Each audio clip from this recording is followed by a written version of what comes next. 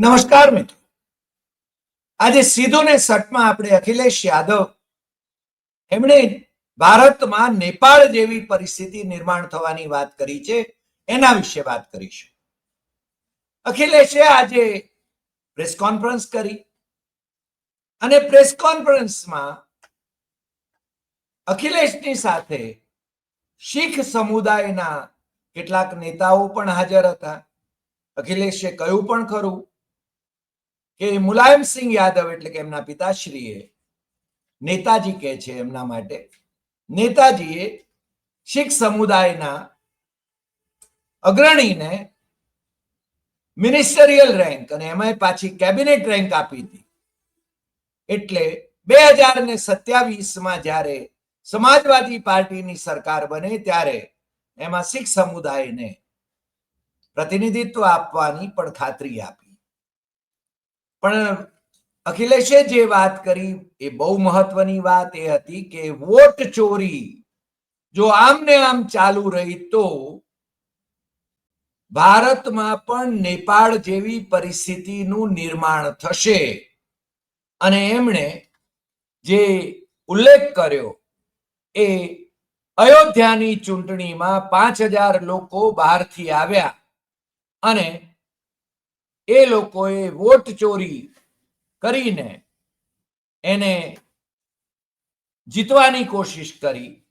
એ બાબત એમણે છે ને બહુ સ્પષ્ટપણે વિધાનસભાની પેટા ચૂંટણીમાં ભાજપાની જીતના સંદર્ભમાં કહ્યું. હકીકતમાં ઉત્તર પ્રદેશમાં જો આ રીતે વોટ ચોરી ન થાય તો રિવોલ્વર બતાવીને વોટ ચોરી થાય છે. અને ये कहते कि पूरा देश जानता है कि इन्होंने रिवॉल्वर निकाल कर वोट डाला गया था. चुनाव आयोग को ये बात सुनिश्चित करनी चाहिए. ये चुनाव आयोग की जिम्मेदारी है कि वोट चोरी कहीं नहीं हो, वोट डकैती कहीं नहीं हो.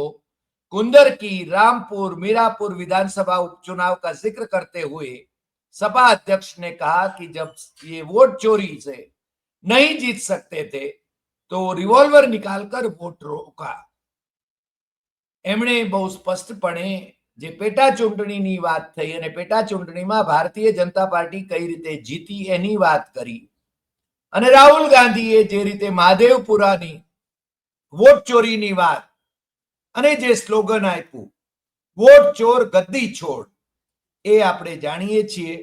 પરંતુ એમણે બહુ સ્પષ્ટપણે અખિલેશે કહ્યું કે સરકાર જે છે અત્યારે યોગી સરકાર, એની પાસેથી કોઈ આશા રાખી શકાય એમ નથી. યોગી સરકાર એ આપસી લડાઈમાં અને ભ્રષ્ટાચારમાં લિપ્ત છે અને લખનऊને स्मार्ट सिटी थी 3 नंबर पर पहुंचाने वाली एजेंसी पर FIR होनी चाहिए.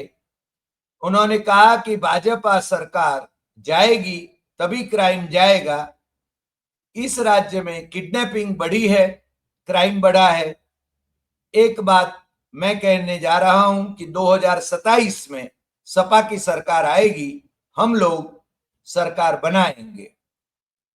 મને લાગે છે કે આવતી ચૂંટણી જે છે વિધાનસભાની, એ ચૂંટણીમાં એ પોતાનો પક્ષ જીતશે અને પોતાનો પક્ષ એટલે સપાની ચૂંટણીની વાત કરે છે, સપાની સરકારની એ વાત કરે છે.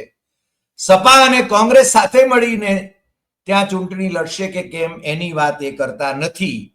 પરંતુ આપણે એવી અપેક્ષા કરીએ કે ઇન્ડિયા ગઠબંધનમાં રહીને ત્યાં પણ એમનું કોંગ્રેસ સાથે જે ગઠબંધન છે એ ગઠબંધન વિશે એમણે કંઈક કહેવું જોઈએ.